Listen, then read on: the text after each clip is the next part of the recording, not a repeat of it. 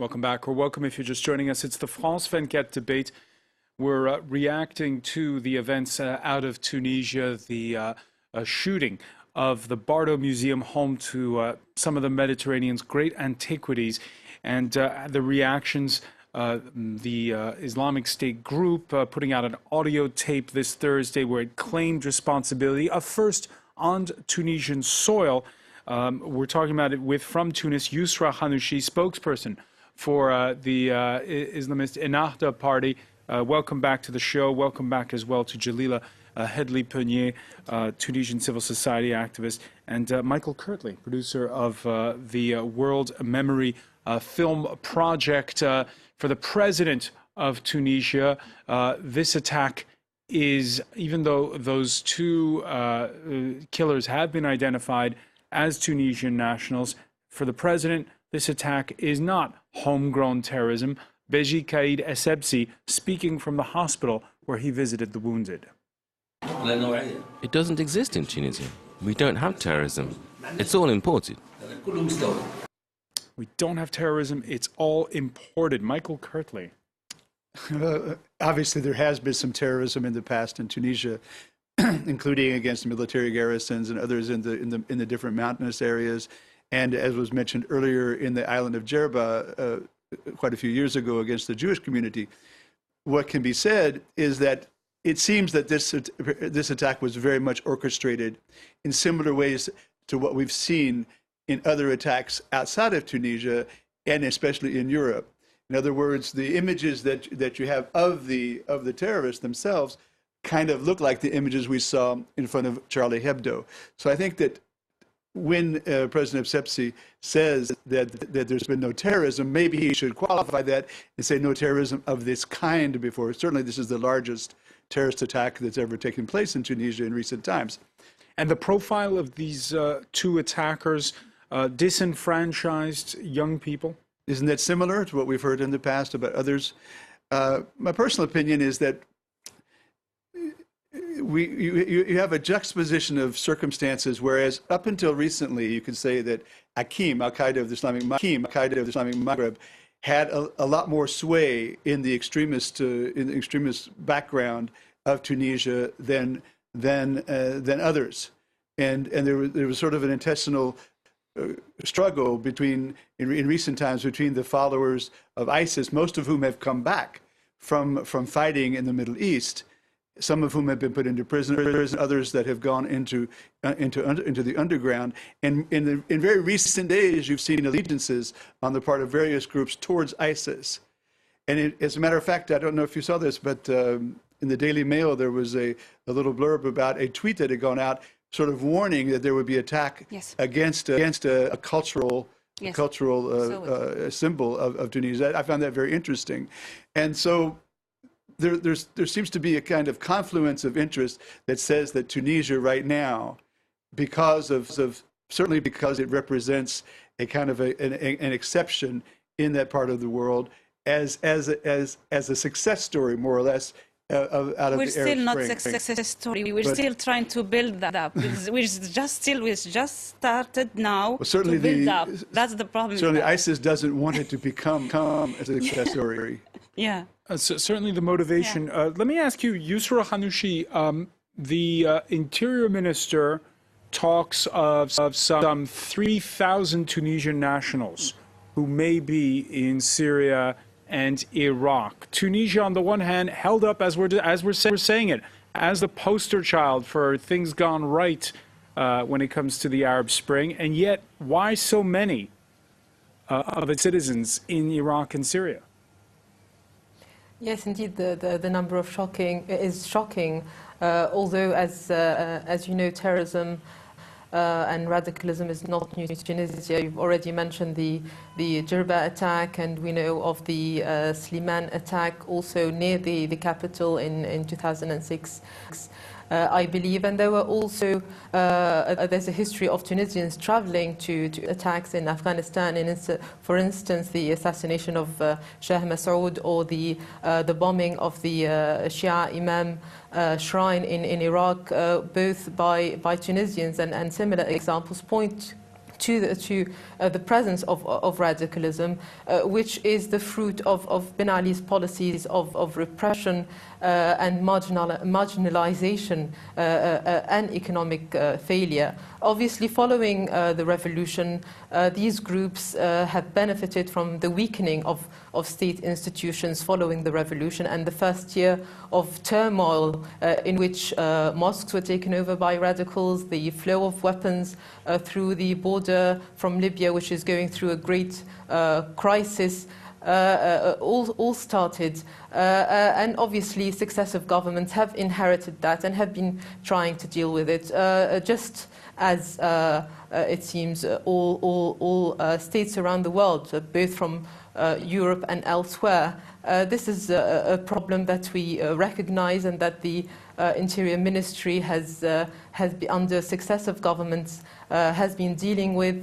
Obviously, as European governments are facing the same challenge, it's not easy to, at the same time, have this delicate balance between personal liberties, the right to travel, and the important duty of stopping radicalism and terrorism. This is a delicate balance that Tunisia is trying to achieve, and it will continue to face this challenge like other countries, both through these short-term measures, but also through long-term measures that address the roots of radicalism, which, as I said, started through decades of repression and injustice. All right. We have comments coming in.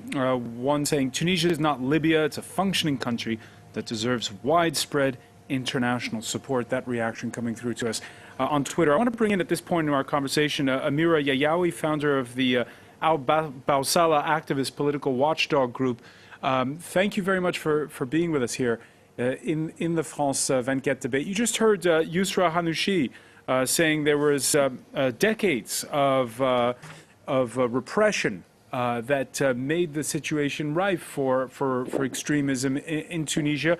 Others saying simply, well, it's social grievances. It wasn't political grievances that led to the uprising, and those social grievances, poverty, for instance, still remains. Absolutely. If I was listening to what about Beji Sipsi and his and what he said. This is not a homegrown terrorism, and I don't agree on that. And maybe this is also a problem. It's a defense and security issue, and it's more than that, a strategy issue. What Tunisia is facing today is an insurgency, and we need to think about it, and to think about the strategy of counterinsurgency means the problem is not coming from elsewhere, but the problem is already in us, is in our soil. The attack has been done by Tunisians, and the Tunisian soil, it killed both Tunisians and tourists, but also it killed more than that, culture, tourism, and the symbol of this open Tunisia. To go back to your question, what are the reasons for this? The reasons we're struggling with problems of democratic countries means, and I join Yusra, which is the right to travel, the right to move. This right doesn't exist in many countries, many dictatorships around us in the Arab regions. Tunisia is the only democracy, and this is why when we think about how can we face these terrorist attacks, we need to think about it like other democratic countries are thinking, means France, means Denmark lately, means Italy, etc. So for me, what I'm seeing, of course, after 4 years of the uprising, we still didn't answer the social problems. We made a huge success toward real democracy, toward freedoms. We made a huge success toward political change, right to politics, but nothing on poverty, social, etc. This is not only Ben Ali's problem. This is Ben Ali's problem. This is the three governments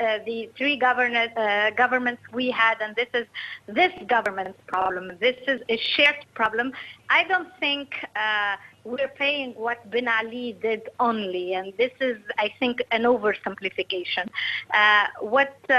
This Daesh problem is worldwide. It's not only about Tunisia. It's not only about Ben Ali and Ben Ali's past. This is something that goes beyond us, and we need to think about it that way and not to oversimplify it on 40 years or 50 years of dictatorship. Jali Hedley-Prunier. Hi, Amira. I want just to react on your statement. You said that that terrorists, the perpetrator of the crime yesterday, were Tunisian, and the problem is Tunisian. Yes, Tunisian, and you said that it's because of poverty. But here we see, we see there is lots of there is an important logistics, supplies, and money. So, which means that if they are poor, they cannot afford to do those tools actually to attack.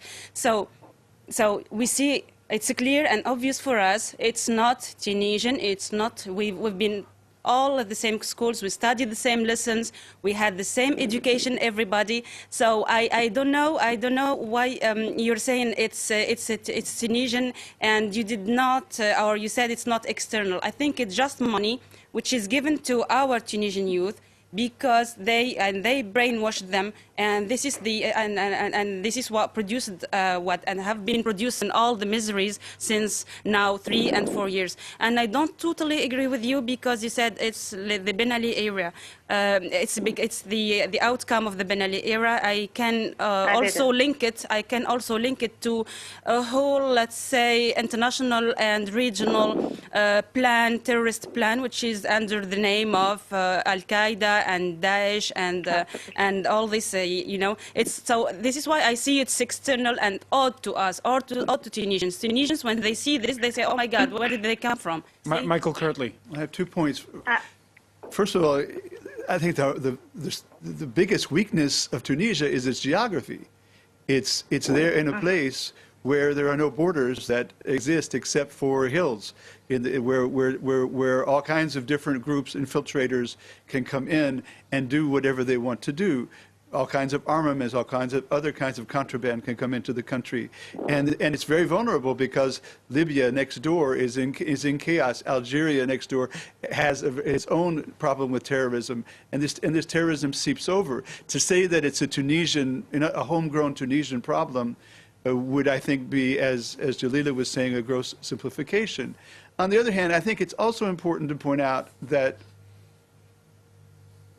Tunisia is right now, we're looking at Tunisia and talking about 4,000 militants coming back from Daesh. We're talking about the different problems of armaments and people coming in from neighboring countries. But we forget, I think, the basic strength of the Tunisian people and the Tunisian people to countermand this. And I think the problem in the media today is we have a tendency to focus on the fact that so many people have gone away. But what about the people of state? I've been over the past year responsible for helping a group in Djerba called the Festival of Peace and Tolerance. Last year, this festival put together, inviting people from around the world, supporting the multiculturalism and the freedom of expression in Tunisia, with 20,000 people that were marching in the streets and on the beaches of Djerba. This also needs to be so. There may be 4,000 people. There are weaknesses, but there are also strengths. Those strengths are go ahead, Amira Yayawi.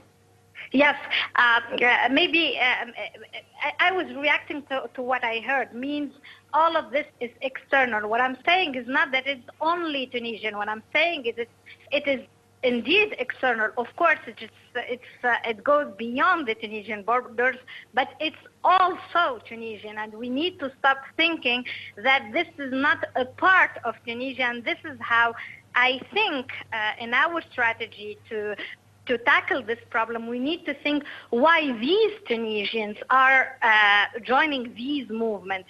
Jalila said we all had the same the same education. It is not true. We didn't. The same program at school, at least. A very bad, The same. a very bad education in many schools in the regions. You But the cannot same even program attend and books, most this of is what the I want classes. to say. Yeah. The program is the same, but the education is not. We all had, as we can say, we all have in paper access to health. We don't have all of us access to it. It's not the same. And this is what we're seeing, this Daesh problem, mostly in poor and isolated areas, and not in, let's say, in the middle class or upper middle class we'll soon know about that. Michael Kirtley pointing to the strength of the Tunisian people. That strength is going to be put to the test in the coming days.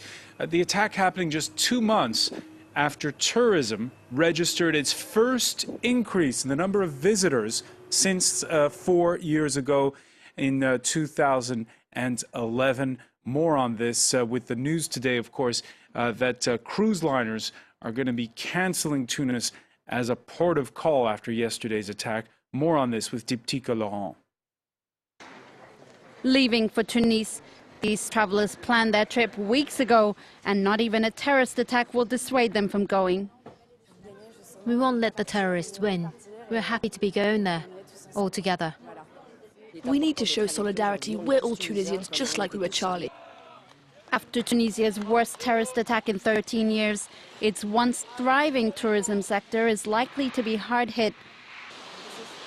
Tourism is a lucrative industry, accounting for 7% of the country's GDP and creating 400,000 jobs, or 1/10 of the working population. In January, bookings went up for the first time since the Arab Spring. Here in Paris at the tourism fair, industry representatives fear the long-term impact of the attack. The industry was rising. We had a lot of demand for late spring and this summer, and now the attack happened. It's a catastrophe. Cruise companies Costa and the Mediterranean Shipping Company have announced a temporary suspension of all stopovers in Tunis after their passengers were among the victims of the museum attack. Yusra Hanouchi, it's disheartening, isn't it? I mean, just when the tourism industry was picking up, this happens. Can we say that the jihadists have won on this score? As we've said previously, Tunisia has been the target of terrorist attacks both before the revolution and in the last few years. The tourism industry and all the other sectors have continued to gradually recover. I believe that's because Tunisia continues to be a source of inspiration and attraction to the rest of the world. Yesterday it was heartwarming to see this campaign, or this hashtag of I will come to Tunisia from around the world, of people saying they will still come to Tunisia despite the attack. They will not allow Tunisia to be affected by terrorists. They will not let the terrorists win. So this is the same attitude by Tunisians and by others, which we hope will continue as the world recognizes that Tunisia has made such remarkable progress and that it deserves the world's support. Michael Kirtley? I've often said that Daesh has a very strong message, and that message is clear, well presented, and attracts people. Right now, we're in a position where we can send a strong message, I think. In other words, Tunisia represents a kind of an oasis of hope in a world where democracy is threatened, where freedoms are threatened, where chaos is on the horizon in many of these areas. So the easiest way would be to back out from taking a trip to Tunisia, but that would also be the strongest message to the terrorists that they're winning the battle.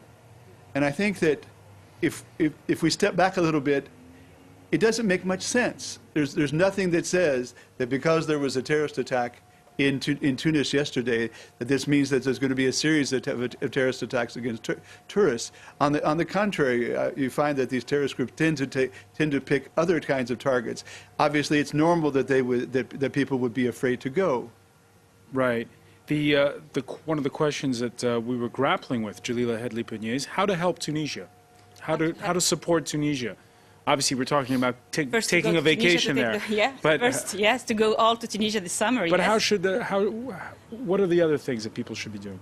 Actually, you mean from the external? Yeah, from the outside world. From the outside world, actually, is just to support the Tunisians in general, the actors, the change makers, the dreamers of a better Tunisia. To support it economically, also to invest in Tunisia. I know it's not easy to go into the whole area is fragile, but Tunisia, I think, is in the right path.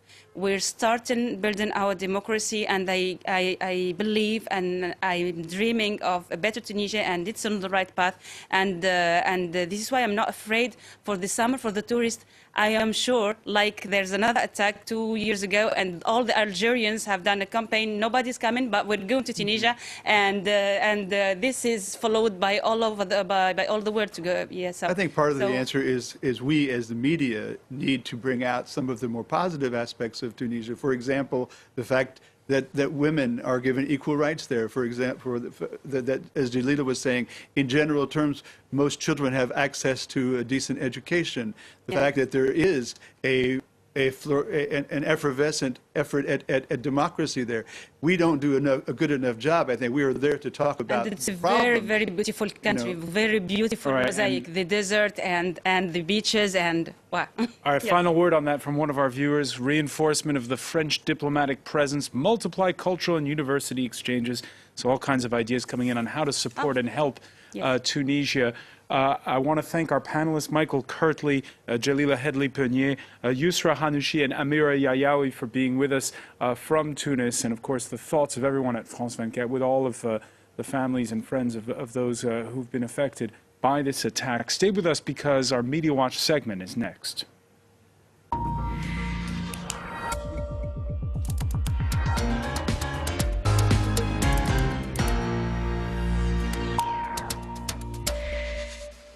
And we say hello to James Creedon. Good day, good evening, Francois, and indeed a lot on social media on the debate topic today. Just a quick look at social media. First of all, you've got all sorts of images of support for Tunisia cropping up on social media in the form of hashtags. Je suis Bardo, you've also got Je suis Tunisien, all of that, I suppose, echoing the support after the Paris attacks, Francois. Front pages of this morning's newspapers around the world were on this, the left-leaning Libération saying Tunisia held hostage on its front page. They actually spoke to the Tunisian journalist Kamel Daoud, and he, just to give it a sense of what he was saying, he said that yesterday's attack was a sniper attack targeting the true heart of the Arab world, and the one country that proves that there's life on Allah's planet and that democracy is possible and not incompatible with Arabity. So that's just one look at some of the National, for example, based in the United Arab Emirates. They spoke about the economic issues. Their editorial said that the EU, and specifically France, which has natural ties with Tunisia, must do more to help stimulate growth and investment. And with better economic prospects, the lure of terror would not be nearly the same for a generation starved of opportunity. They remind readers as well that the 2011 uprising was triggered by economic issues. Now, elsewhere, there was criticism for this headline in the same left-leaning daily that we just mentioned, Libération.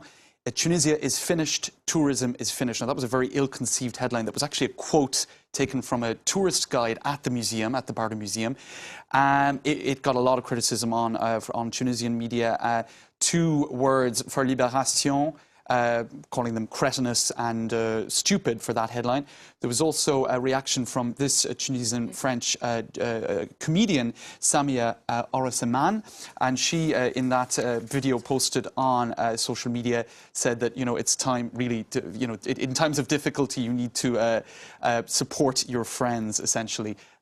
Did you want to react to that? There was it got a lot of reaction on social media in any case. I know her. Yes, I know and that. Yeah. Others saying as well that in fact tourism wasn't affected in Paris. It wasn't necessarily affected in other cities that had attacks. So why say this about Tunisia? So a lot of criticism for that perhaps ill-conceived headline, Francois. We'll finish with this. Dilem, the Algerian cartoonist. Indeed, who is now going to be working for Charlie Hebdo, in fact.